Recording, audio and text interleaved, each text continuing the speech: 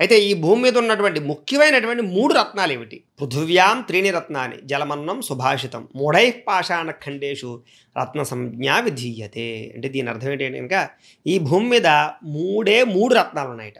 బ్రహ్మాండమైన రత్నాలు. ఏవండీ చాలా రత్నాలు ఉన్నాయి కదా! అని మీరు అనగచ్చు. కానీ వాటన్నిటిలోకెల్లా ముఖ్యమైన 3 రత్నాలు చెప్తున్నాడు ఇక్కడ మనకి చాణక్యుడు. ఏమిటి ఆ 3 రత్నాలు ముఖ్యమైనవి అంటే గనక నీరు, అన్నము, మంచి మాట.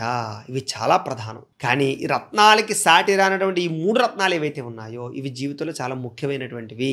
నీటిని ఎప్పుడూ వృధా చేయకూడదు. నీటిని చాలా జాగ్రత్తగా వజ్రం కన్నా విలువగా చూసుకోమని చెప్తున్నాడు ఇక్కడ. అలాగే అన్నాన్ని కూడా వజ్రం కన్నా విలువగా చూసుకోమని చెప్తున్నాడు. అలాగే మంచి మాట ఇది చాలా ప్రధానం. మంచి మాట ఎప్పుడూ కూడా మంచిగా మాట్లాడడం లేదా మంచి మాటలు వినడం, పాజిటివ్ థింకింగ్ చేయడం, పాజిటివ్‌గా మాట్లాడడం.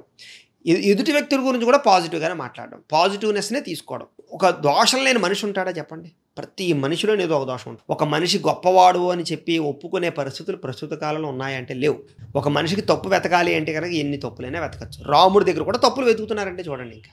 సకల గుణాభిరాముడు. ఇంకా అలాంటి వ్యక్తి ఇంకా భూప్రపంచంలో లేడని చెప్పుకుంటాం మనం. కానీ ఆయన కూడా తప్పులు వెతుకుతున్నారంటే ఈ సృష్టిలో మనిషి ఒక తప్పులు వెతకడానికి ప్రయత్నం చేస్తే ఏ మనిషికైనా తప్పులు వెతకచ్చు. కానీ మనం తప్పులు తీసుకోకూడదు. మంచిని తీసుకోవాలి. ప్రతి మనిషిలోనూ కూడా చెడు ఉంటుంది, మంచి ఉంటుంది. మంచి తీసుకోవడానికి ప్రయత్నం చేయాలి. పాజిటివ్ థింకింగ్ చేయాలి. అప్పుడు ఏమిటాయి అంటే కనుక మంచి మాట మాట్లాడడం, మంచిగా ఆలోచించడం, మంచిగా వ్యవహరించడం వల్ల ఈ ప్రపంచంలో మనమందరం కూడా సుఖంగా ఉంటాము.